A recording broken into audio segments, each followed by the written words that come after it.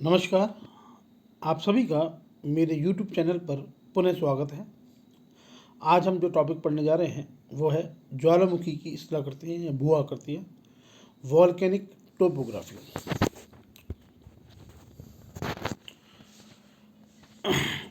ज्वालामुखी उद्गार के समय अनेक प्रकार के ठोस, तरल, गैस पदार्थ निकल के फैलते हैं और तथा जमा हो जाते हैं। इससे धरातल पर अनेक प्रकार की स्थलाकृतियाँ, शंकु, क्रेटर, काल्डेरा, लावा गुंबद, लावा पठार आदि आकृतियों की रचना होती है। इसके साथ साथ भूतल के नीचे भी विशेष अनुकूल दशा होने पर यह मैग्मा भूमि के नीचे विविध गहराइयों में ठंडा होने पर भी कई रचनाओं का निर्माण करता है। यह रचना ऊपरी सतह के कटाव के पश्चात धरातल पर दिखाई देती है। इस प्रकार से धरातल पर बनी आकृतियों को बाह्य भू आकृतियाँ या बाह्य स्थलाकृतियाँ, एक्सट्रूसिव वॉल्केनिक टोपोग्राफी तथा भूतल के नीचे बनी आकृतियों को आंतरिक स्थलाकृतियाँ या भू आकृतियाँ, इंट्रूसिव वॉल्केनिक टोपोग्राफी कहते हैं। सबसे पहले हम बाह्य भू आकृतियों के बारे में बात करें, एक्सट्रूसिव लैंडफॉर्म्स के बारे में बात करें तो सबसे पहले है अम्लीय लावा। इसमें लावा विशेष गाढ़ा होता है एवं सिलिका अधिक होने से वहाँ तत्काल ठंडा हो जाता है। इसी कारण कई बार इसके आंतरिक भाग में गैसें व ताप निकलने से रहने से इसकी सतह शीघ्र चटक जाती है, उन पर संधियाँ पड़ जाती हैं। इसकी आकृति पीलियन या वुल्केनियन जैसे होती है, अर्थात ऐसा शंकु तेज ढाल वाला व कम स्थान घेरे होता है। जैसा कि हम इस चित्र में भी देख रहे हैं, जो अम्लीय लावा शंकु है गाढ़ा होने के कारण से उसका फैलाव ज़्यादा नहीं होता है। इसलिए ज्वालामुखी जो शंकु है उसका ढाल उन्नतोदार ढाल होता है या उत्तल ढाल होता है। स्ट्रोम्बोली इसी प्रकार का अम्लीय लावा शंकु बनाता है। नेक्स्ट हम बात करें पैठिक लावा शंकु। पैठिक लावा शंकु जब यह लावा में बेसाल्ट अधिक एवं सिलिका कम होती है तो यह लावा जो होता है वो पतला होता है, द्रव अवस्था में होता है, किंतु भारी व धीरे धीरे ठंडे होने लगता है। इससे धीरे धीरे ढाल वाला एवं काफ़ी दूर तक फैला, कभी कभी ढाल के आकार का भी शंकु बन जाता है। हवाई द्वीप के शंकु ऐसे ही शंकु हैं। मतलब जब इसमें सिलिका की मात्रा कम होती है तो उसका फैलाव ज़्यादा होता है पतला होने के कारण। इसलिए इसमें जो शंकु का ढाल है वो अवतल ढाल होता है या हम इसे नतोडाल ढाल भी कह सकते हैं। नेक्स्ट हम बात करें मिश्रित शंकु, मिश्रित लावा शंकु। जो मिश्रित लावा शंकु है, अधिकांश ज्वालामुखी शंकु मिश्रित होते हैं। उनकी रचना विशाल, तेज से मध्यम ढाल एवं बड़े क्षेत्र में फैली होती है। इसमें एक परत लावे की एवं उसके पश्चात राख, पंख व ठोस शिलाखंड व चूरे आदि की परत होती है। ये सब लावे से मिलकर उस शंकु को ठोस रूप दे देते हैं। जापान का प्रसिद्ध फ्यूजियामा एवं मध्य अफ्रीका का प्राचीन ज्वालामुखी मिश्रित शंकु के ही बने हैं। फिलीपींस का जागृत ज्वालामुखी भी ऐसा ही मिश्रित शंकु है। तो ये जो कंपोजिट शंकु होता है, जो मिश्रित शंकु होता है, ये सबसे बड़ा शंकु होता है और इसमें सभी पदार्थ मिश्रित अवस्था में होते हैं। इसके अलावा अगर हम कुछ एग्जाम्पल और देखें, माउंट मेयन जो है, माउंट शास्ता, माउंट रेनियर, इसी तरह के मिश्रित शंकु के रूप हैं। जैसे कि हम चित्र में भी देख रहे हैं कि अनेक प्रकार के, जैसे इसके अंदर राख भी होगी, लावा भी होता है, सभी पदार्थ मिलकर मिश्रित शंकु का निर्माण करते हैं। नेक्स्ट हम बात करें सिंडर शंकु या राख शंकु के बारे में हम बात करें।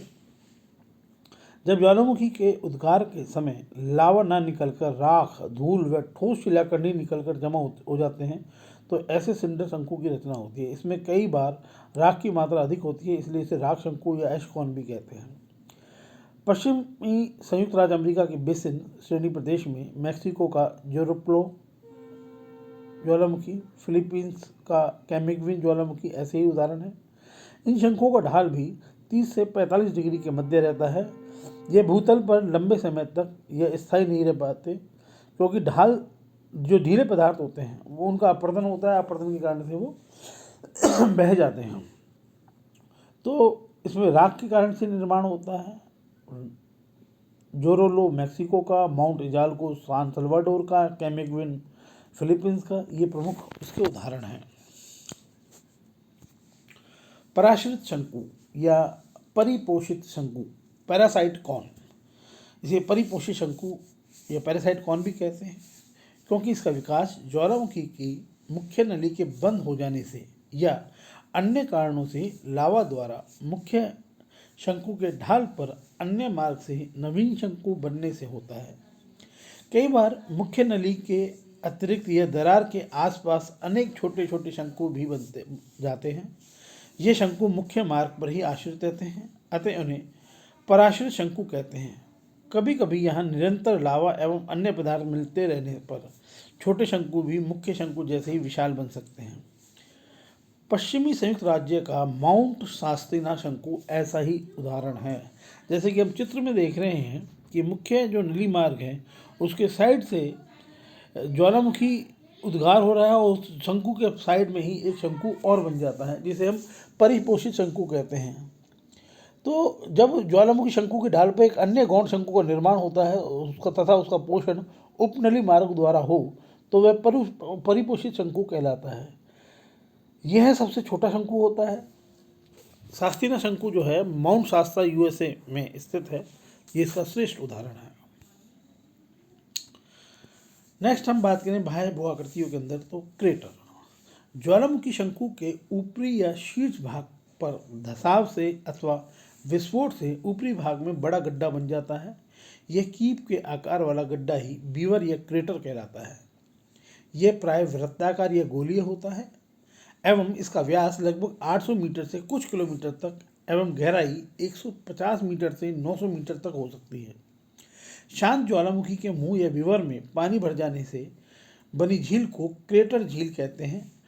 पश्चिमी संयुक्त राज्य के ओरेगन राज्य की क्रेटर झील इसका अच्छा उदाहरण है। जैसा कि हम चित्र में भी देख सकते हैं कि जो क्रेटर है और जब ज्वालामुखी शांत हो जाता है तो उसके अगर मुख में जल भर जाता है तो उसे क्रेटर झील। तो वास्तव में सामान्य अर्थों में ज्वालामुखी का जो मुंह होता है जहाँ से उद्गार होता है उसे उस शंकु के उस मुंह को ही हम क्रेटर या बीवर कहते हैं, और जब जल भर जाता है तो उसे हम क्रेटर झील कहते हैं।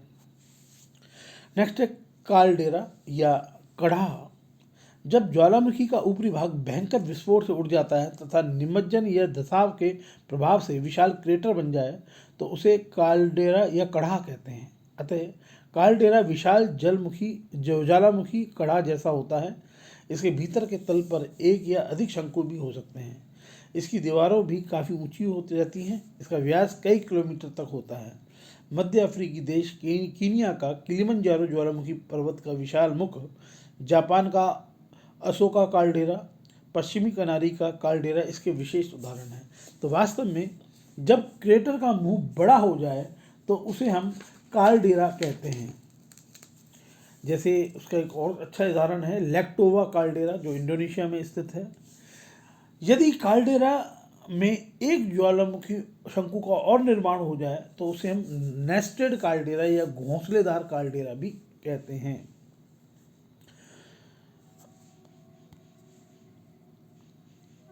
बाह्य भू आकृतियाँ के बारे में बात करें तो अब तक जो हमने जो भी स्थलाकृतियाँ पढ़ी थी वो केंद्रीय उद्गार से बनने वाली बाह्य भू स्थलाकृतियाँ थी। लेकिन अब जो ये लावा पठार है, लावा पठार वास्तव में दरारी उद्भेदन से निर्मित स्थलाकृति है। जब पैठिक या द्रव लावा दरारों के द्वारा निकलकर बड़े क्षेत्र में फैल जाता है तब इससे आसपास के संपूर्ण ऊबड़ खाबड़ हिस्सों में लावा जमा होता जाता है। इससे वह सारा ही क्षेत्र समतल प्राय एवं बैसाल्ट चट्टानों से बना भाग बन जाता है। इसे निचले भाग में होने वाले लावे का मैदान एवं ऊंचाई पर जमा होने पर लावा का पठार कहते हैं। ऐसे लावा पठार या लावा मैदान विशेष उपजाऊ होने से सघन कृषि के क्षेत्र कहलाते हैं। भारत में दक्कन लावा का पठार, संयुक्त राज्य का कोलंबिया का पठार, अफ्रीका में एबिसीनिया, इटली, जापान एवं आइसलैंड के लावे के मैदान इसके सुंदर उदाहरण हैं। तो लावा का जो पठार है मुख्यतः दरारी उद्भेदन से बनने वाली स्थलाकृति है। नेक्स्ट है मेसा, बूटे व हॉगबैक। जब दरारी उद्भेदन के समय पुरानी शैल पर लावा की परत बिछ जाती है, अपरदन के बाद जो टोपी नुमा लावा ढकी शैलें शेष रहती हैं जिसे मैसा कहते हैं, यह वास्तव में सपाट शीर्ष वाली ऊपर उठी हुई भूमि होती है। इसके ऊपर प्रतिरोधी शैलों की परत पाई जाती है।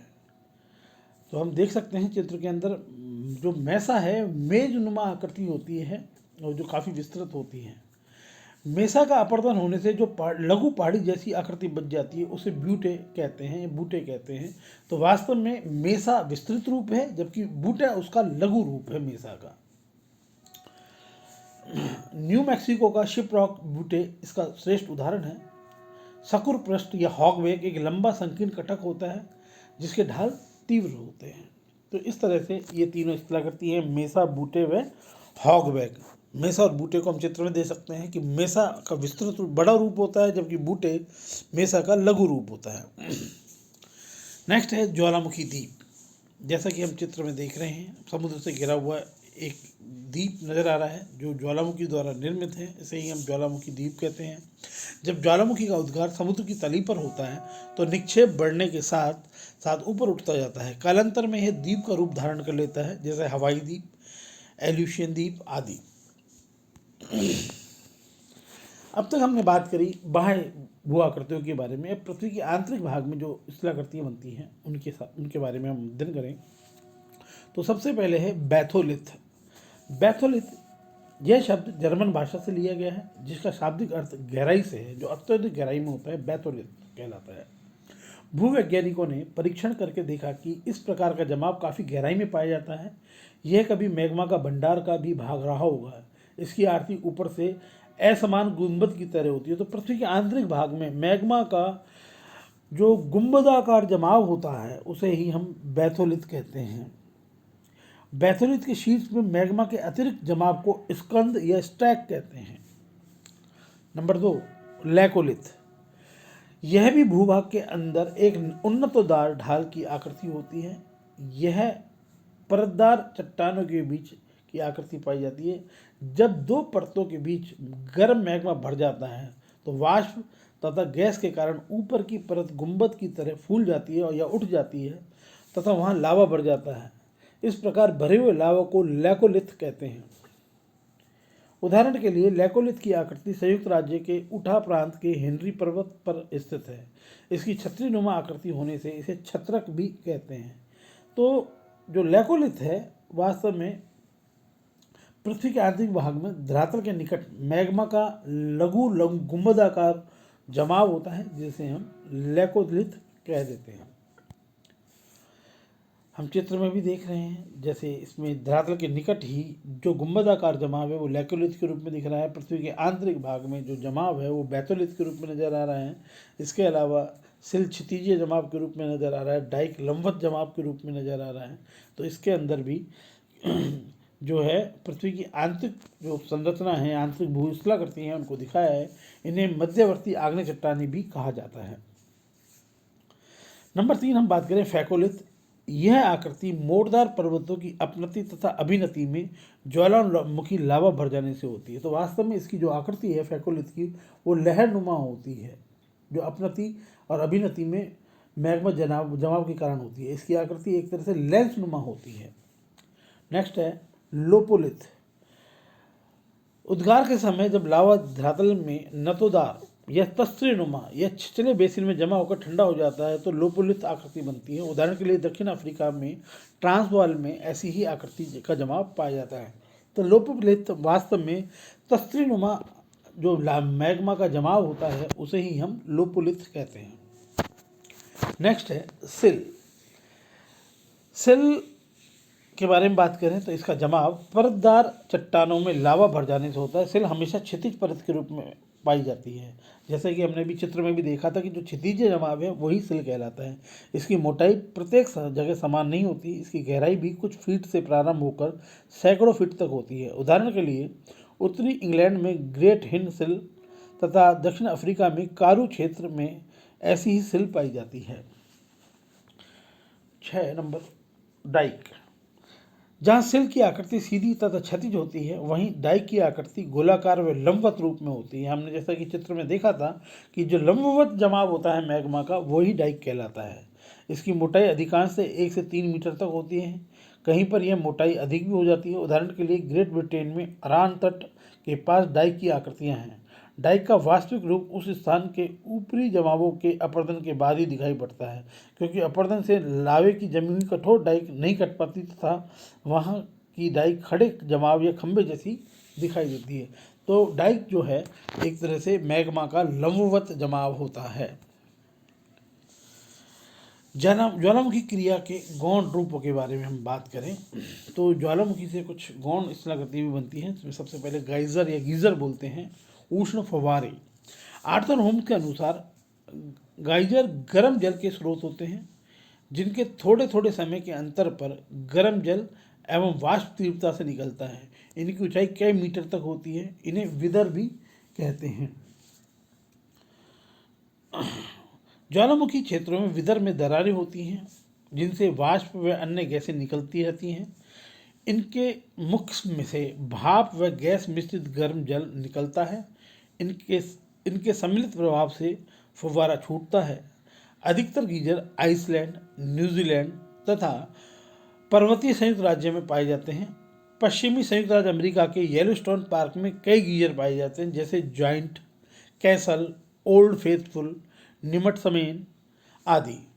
इनमें ओल्ड फेथफुल जो फव्वारा है, गीज़र है, वो सबसे महत्वपूर्ण है। इसमें हर 65 मिनट के बाद उद्गार होता है और प्रत्येक उद्गार 5 मिनट तक रहता है। जल 45 से 50 मीटर तक ऊंचा उछलता है।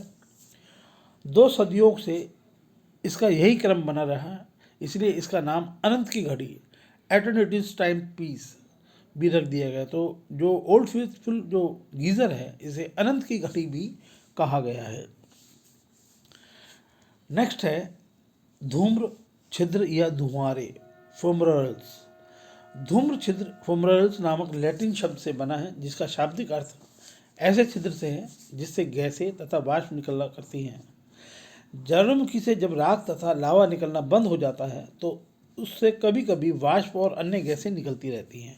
इन दीवारों से भाप के बादल धीरे धीरे निकलते रहते हैं। उनको ही धूम्र छिद्र के नाम से पुकारा जाता है। अलास्का की 10 सहस्त्र धूम्र छिद्रों की घाटी, ये वैली ऑफ 10,000 स्मोक्स, विश्व के दुहारों की सबसे बड़ा क्षेत्र माना जाता है। इसके अलावा हवाई दुहारा है जो प्लेंटी की खाड़ी न्यूजीलैंड में स्थित है। तो इस तरह से ये दुहारे, ये भी इसकी गौण स्थल रूप है। थैंक यू, धन्यवाद। इसी तरह मेरे वीडियो को देखने के लिए मेरे चैनल को लाइक करें, सब्सक्राइब करें, शेयर करें। धन्यवाद।